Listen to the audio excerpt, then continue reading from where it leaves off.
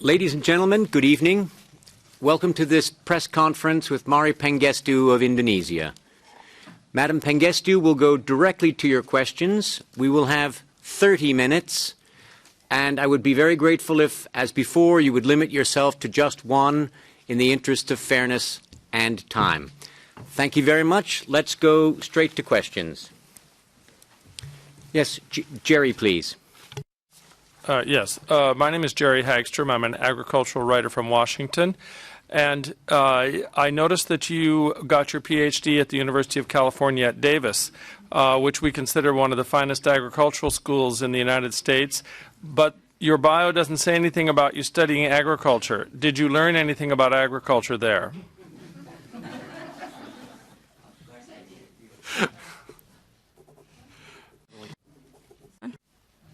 Okay. Yeah, of course I did, because I was taking courses in microeconomics, econometrics, and so on from the Ag Econ department. And even though I focus a lot on international trade and monetary issues and macro issues, a lot of the examples we got was on agriculture. And later on, obviously, as coordinator of G33, and in a large country like Indonesia, agriculture features very importantly in all we do, in terms of how do we develop, how do we defend the interests of the subsistence farmers, but at the same time we do have parts of the agriculture sector which are already competitive and can be export oriented. So it's especially 2008 with the food security debate, food security issues. We have to respond, whether on the trade policy front, to food security issues, how to produce agriculture goods, provide the right kind of incentives for production of basic foods, but at the same time still defend the interests of the subsistence farmers. Tom Miles, please, and then Jamil Chada. Jerry, could you turn your microphone off, please? Tom Miles from Reuters News Agency. In the past year, Indonesia has taken something of a protectionist turn, but that's happened since you left your job in the Trade Ministry. It seems that you were taken off the trade portfolio for being perhaps a little too opposed to protectionism. So I wonder how you're going to sell your candidacy to any of the other 156 countries, soon to be 157 countries, who might like to partake a little bit of protectionism. They might be a bit scared of your brand of libertarian discipline. Thanks. I think what Indonesia is doing right now is not called protectionism. It's called making sure we have fair trade. And many other countries are doing similar policies to ensure that we have fair trade. And I don't think there's nothing wrong with a country wanting to have fair trade, and it is all in accordance with the WTO rules. And if there are issues, if there are disputes or consultations that are needed, that's what the WTO is for. To answer the second part of your question, I think, is that I was given a new responsibility to create a new ministry called Tourism and Creative Economy, and it was intended to identify the future sources of competitive and comparative advantage of Indonesia in the creative economy. So I don't think I'm have any particular brand of economics, except the fact that I believe in trade and development. What I said to the members in there was that I would like to be known as the Trade and Development Minister, and that's how I have worked all my professional career to achieve that, which is how can we have the benefits of trade really benefit all the people in your country. And trade is a way to open up markets. We have seen how trade has transformed our economy, but it's not trade policy alone.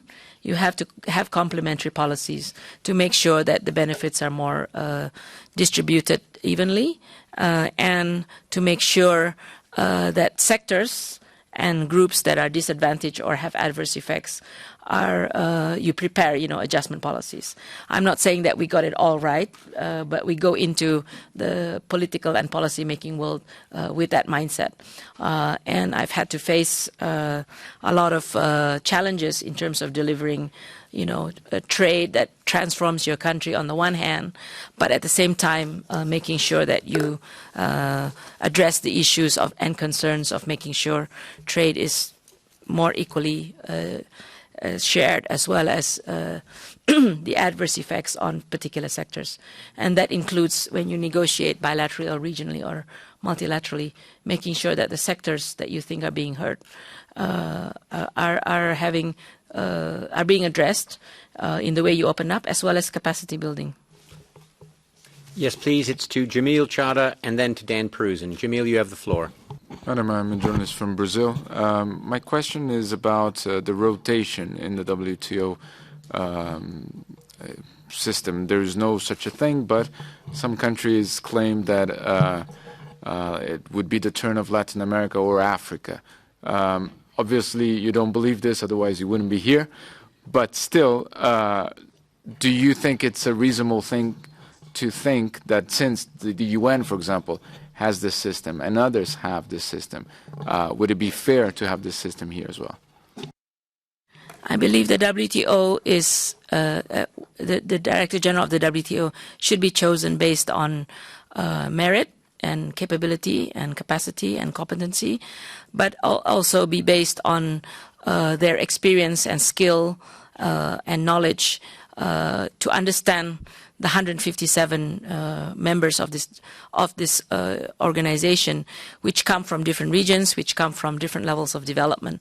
So it requires, I think, an experienced leader who's had the global experience, who's had who's had to negotiate and build bridges between developing and developed countries and between different levels of development.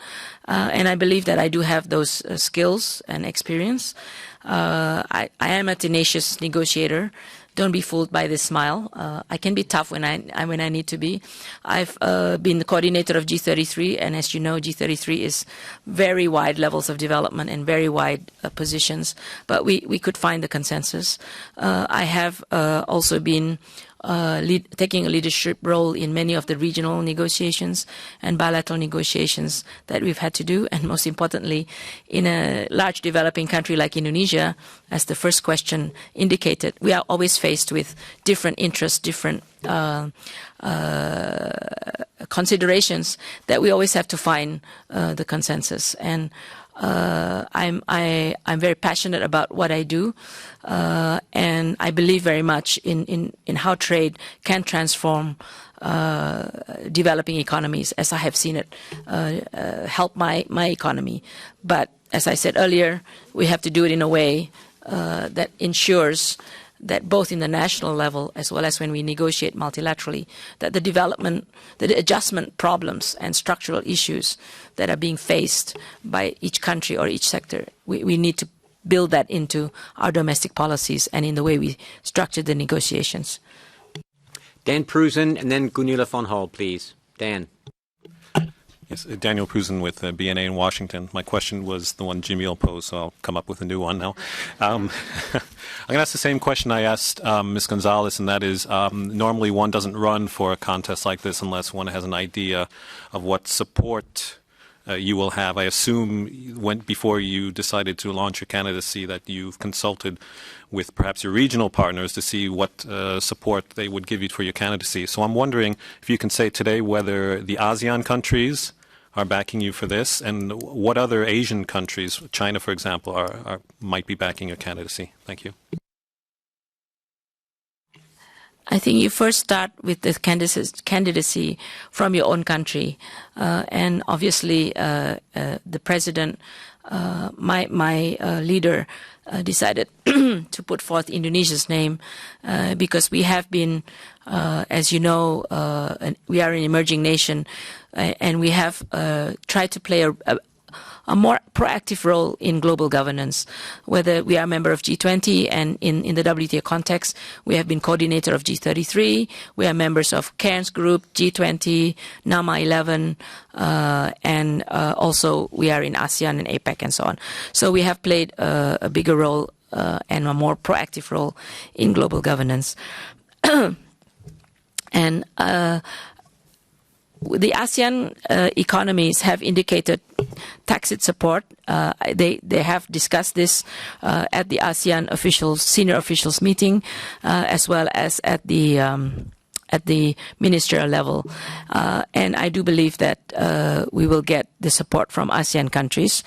And for all I think you will also notice that most countries at this early stage are not in a position to give their commitments.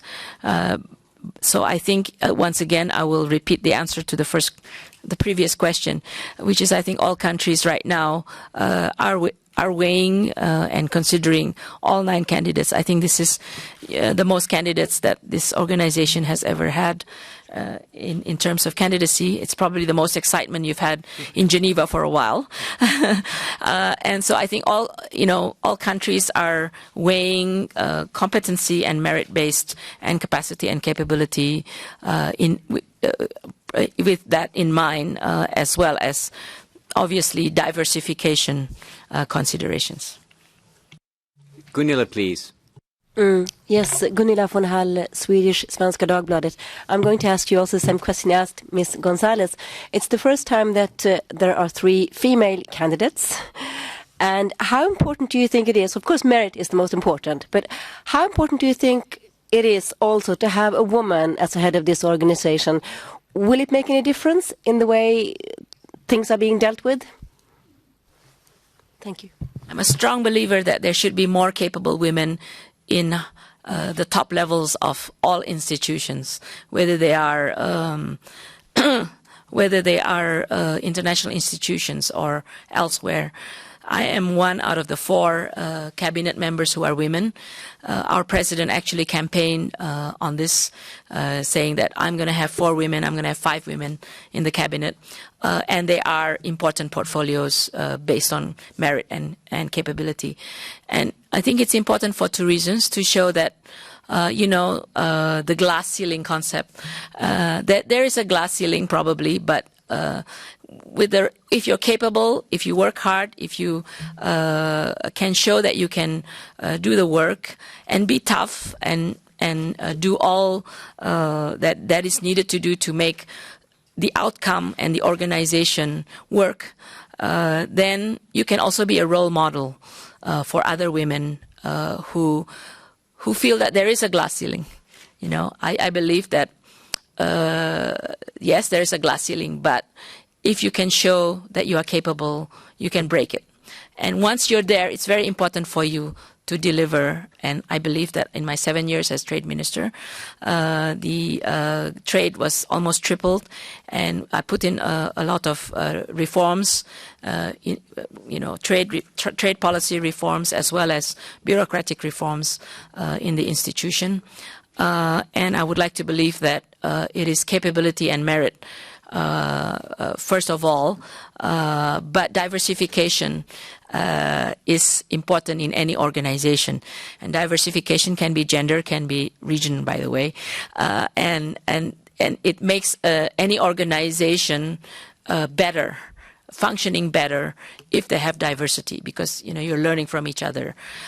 Just to end on that note, because this is an empirical fact, this is for companies, not necessarily for international institutions. It would be interesting to measure this, but McKinsey study shows that companies which have a higher percentage of women on their boards have higher profitability. That's an empirical fact. Questions? Oui, Marie-Noël, vous avez la parole. Marie-Noël, you have the floor. Yes. Good afternoon. Welbeseum, the IFP.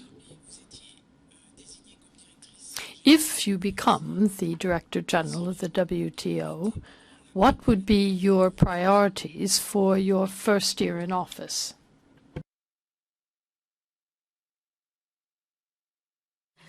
My my short-term priorities, I shared this also with the members, is obviously probably twofold, maybe threefold. One is to remind everybody the WTO is not Doha. that the WTO as a rules-based and institution and its dispute settlement processes still is still very, very beneficial for small countries, large countries, developing countries, strong countries, weak countries, because it provides a fair adjudication for us to be able to have fair trade. It provides certainty, and I believe it has played a role in keeping protectionism at bay. So that strengthening that component of the WTO is still important. Second, of course, when I come in September, it would be 3 months to Bali, to MC9, and that would be obviously the first immediate priority to ensure that we can have deliverable and outcomes in Bali. It is now being called stepping stones or early harvest, whatever you call it. But it still needs to have the balance package of early harvest, and to ensure that, what's being talked about, as you know, is trade facilitation and some development components in agriculture, as well as a least developed country package. So it is intended to make sure that it is going to be beneficial for all members, it's doable, and so on.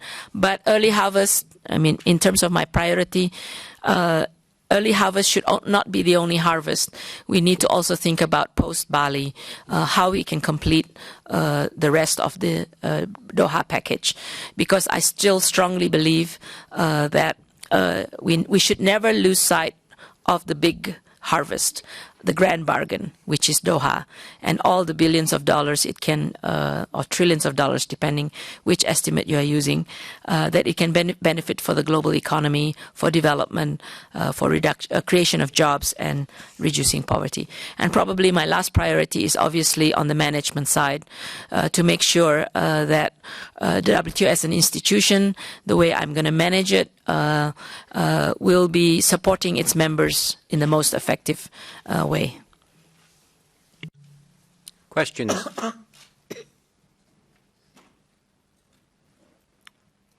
Jerry, back to you. Yes.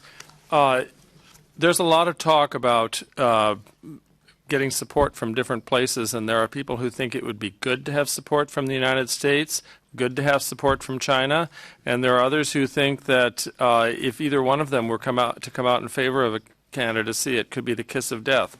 What's your view on this? Probably should let Keith answer that one. That's a kind of a process issue. I'm not so concerned about which country should be supporting me. I'm just here to serve.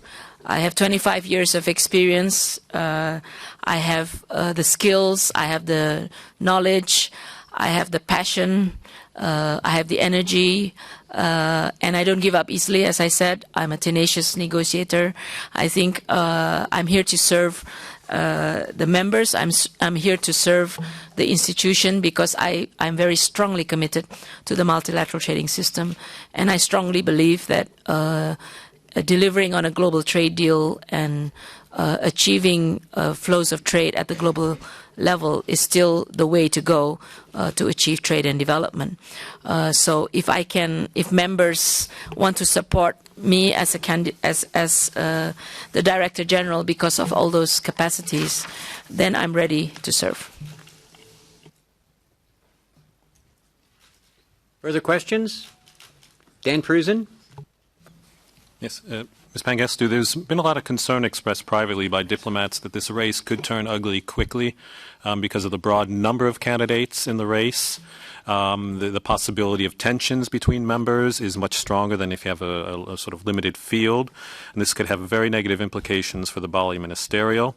So I was wondering, as a candidate, how do you feel this should be managed? And if you are, in the first round, told that you are not the one, are you willing to quietly step aside and let the process work through? You are also focused on process. Well, I would hope that the membership is going to be basically actually in the next year up to May, and then after May, we'll have three things on their mind. One is to get the early harvest, the deliverables for Bali being prepared. I believe it's by Easter that you need to have it, at least what you want to be on the table for Bali in place. Second, you want to be thinking about what is the post-Bali roadmap. And then third, you have to select a Director General. And you've got to do all three. And I think members will have to do all three. And I think they can do it. And I don't think there should be any tensions between members as this process goes along. There shouldn't be. I think it's a very interesting process, in my opinion. It is probably the most competitive process of all international institutions that I'm aware of. Of course, we are all going to be, I was going to use the word gentlemanly about it, but I'm not sure.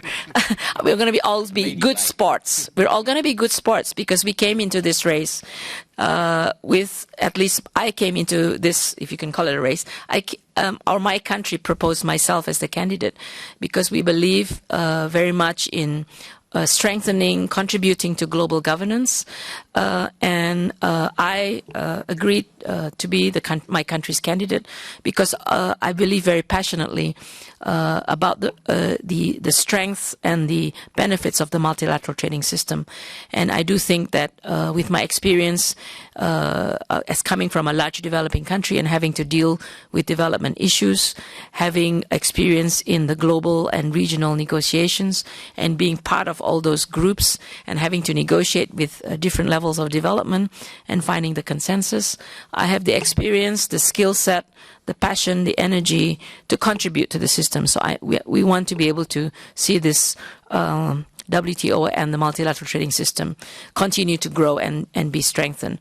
And the final aim being an open and rules-based, fair, inclusive, and balanced multilateral trading system for the benefit of the global economy and for all. So I'm here for that. But if members think that there's another better candidate to achieve that, then of course I will step down. Any more? Thank you all very much. Just to remind you that tomorrow there will be our first press conference at 11:30 here in this room with Tim Grosser of New Zealand. Thank you all very much and good evening.